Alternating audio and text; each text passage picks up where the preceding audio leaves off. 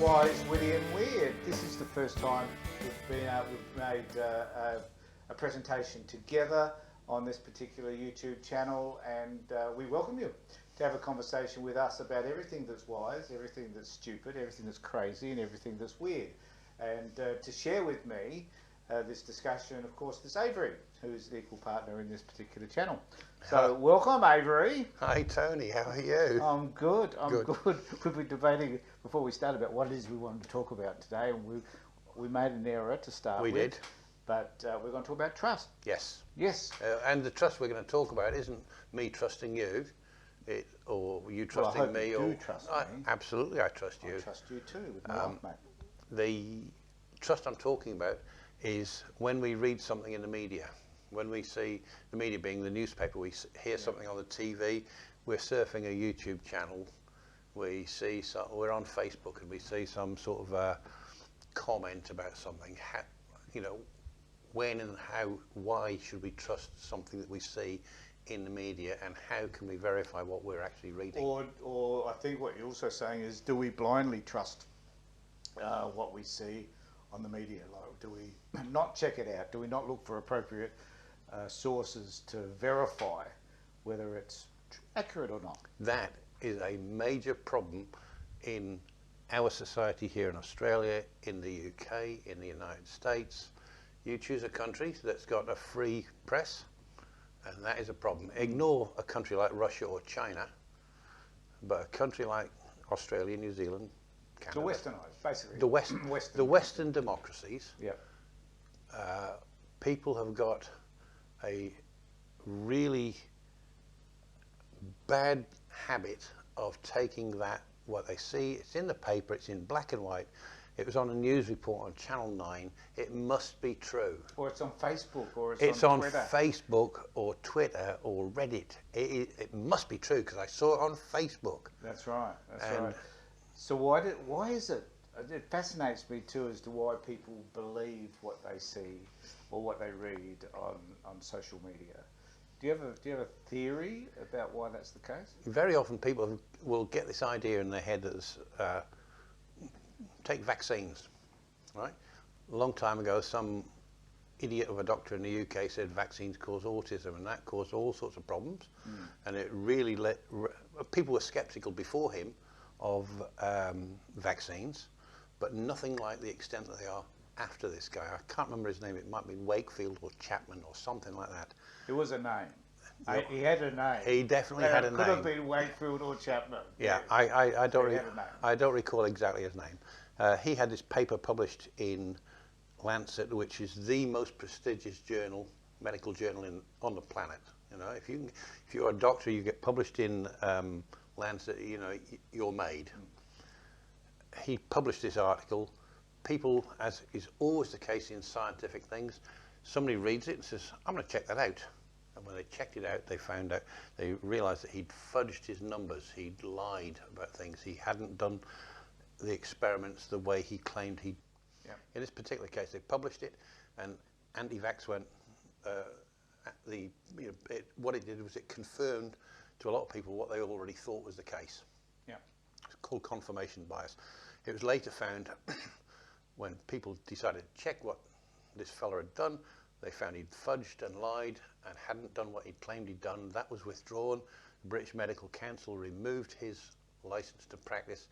The United States, being the United States, they said, oh, it's okay, you can come and practice your medicine here. So he's still a doctor, but in the United States.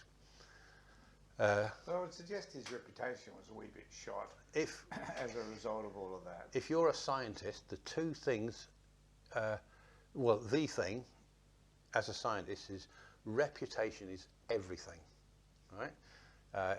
If you can publish 1,000 papers, get them all accepted. If nobody refers to them in other work that they've done, they say, well, great, you've published 1,000 papers, but nobody cares. If you've published 10 papers and you've been referenced 5,000 times by that now you've got great credibility. Yeah. And you can destroy that credibility in an instant just by doing what this fella did. Yeah. Back in the 80s, there was a couple called Flieshman and Pons who talked about, you might remember, cold fusion, you know, being able to generate to generate nuclear fusion at room temperature in a beaker of water. It was crap, right? They went from being greatly respected scientists to pariahs. And I guess this brings us to the point, though, doesn't it? Where basically, if people like Wakefield or Chapman, whatever his name is, if people like he are expressing views that are generally validated, I guess, by the community, even though they might be proved to be wrong, there are still lots of people like him with credentials that are still propagating false allegations around, or false assessments of, COVID and other stuff. Yeah. And I guess but the point is, those people are a very small percentage compared to the other 99% of people that will accept that COVID exists and that we need to do something about it. Yeah. So, but it seems to me that people latch on to that 1% of these so-called professionals. And what it is what I mentioned a minute ago. Somebody already believes that vaccines are dangerous, right? Vaccines contain chemicals. Well, let me tell you, an apple contains chemicals, and you're going to eat an apple, right? I wouldn't, because no teeth, but I have trouble eating apples. But I wouldn't think twice about it. It's full of chemicals. You're made out of chemicals. Anybody watching this is made out of chemicals. The bread that you eat, the butter that you put on your bread.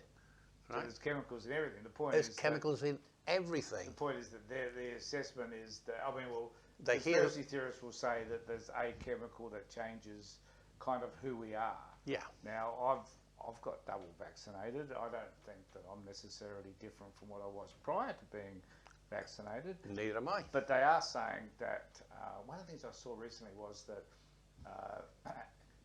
mice died after being vaccinated or given a dose of vaccination 3 months after they were vaccinated, and that as a result of that, someone had drawn the conclusion that the equivalent for us would be 3 years, and so that all of us people that are being vaccinated are going to die in 3 years' time. So, why do people believe that stuff?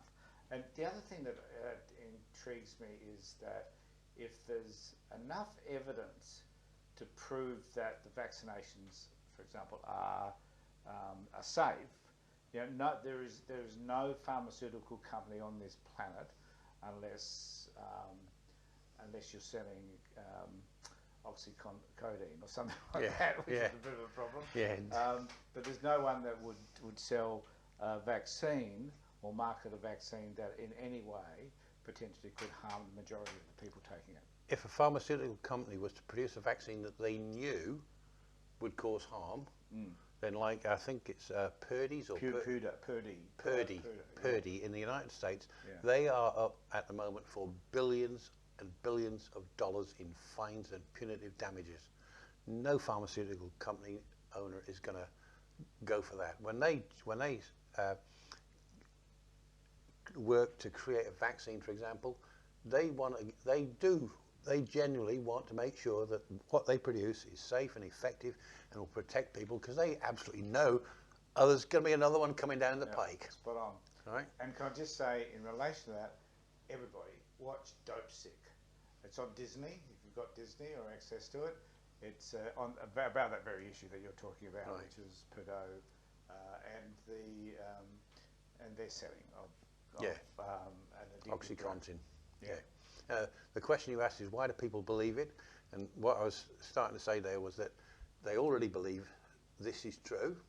They see something on Facebook or YouTube and they say, yeah, it must be true because that's exactly what I thought.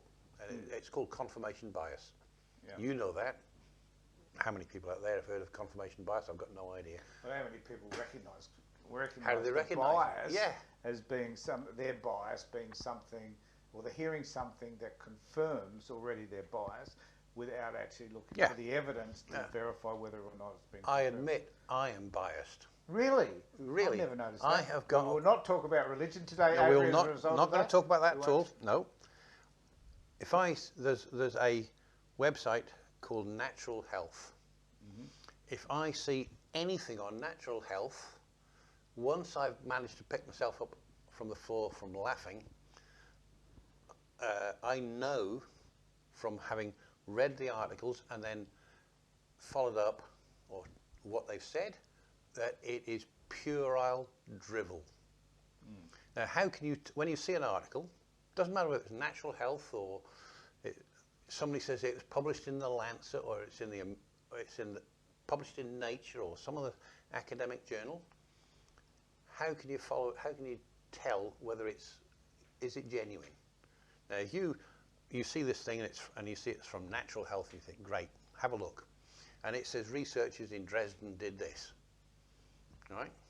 And they said this and they found out the next thing. Advertisement, say a bit more, off they go, right? A genuine article, if what they were saying was true, they would say, you can read about it here, click. You click the link and it takes you to the public, like PLOS, the Public Library of Science, where you can actually read the article, read the paper.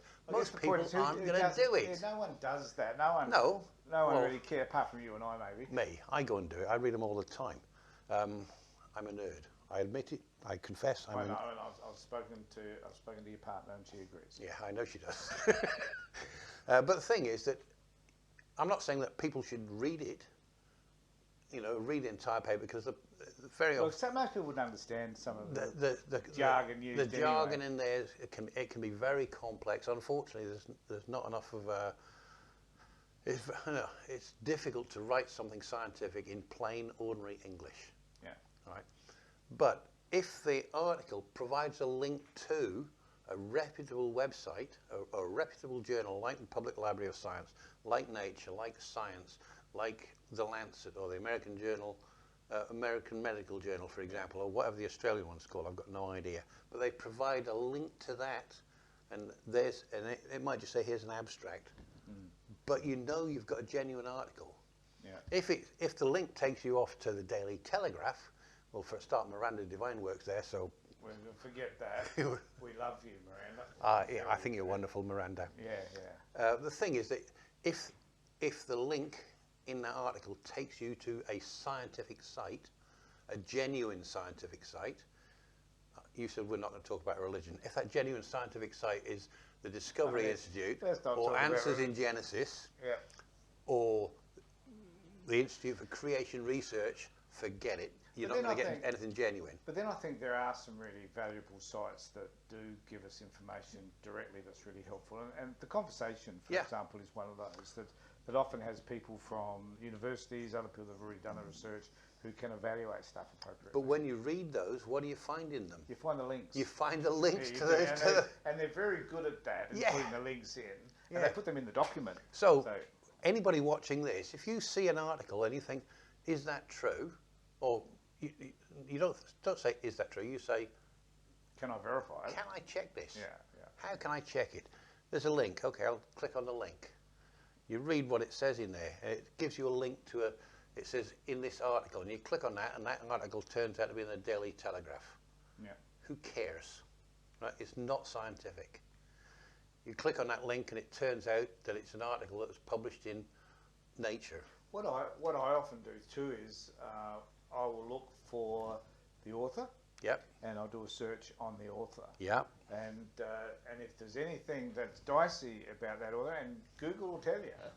Like if there's this person's making absurd statements and they're not making any sense somewhere, or there's some controversy around this person, it'll come up on Google. Yeah. So, and it's easy. Just copy the name, put it in the search engine. Also is I want to find out what the other side's thinking. You got to know what the enemy's talking about. And absolutely. So I'll go and watch Fox News, and I'll go and watch Sky News, and I've got some stuff on my own YouTube site around that. So find out what everybody else is thinking helps us to confirm whether what we're thinking is right too. I remember you walking into my house and seeing Andrew Bolt on the TV and throwing up and saying, "What on earth are you watching that for?" And I straight away said, "You've got to know the enemy." If you don't know what they're talking about, then how can you argue against them? And just very quickly on that, I've heard people say we should shut up Pauline Hanson. We shouldn't allow her to speak. I'm just using her as an example because I've heard. I think that's a very good example to use, Avery. I think so. Would I want to see her shut up? The answer is no.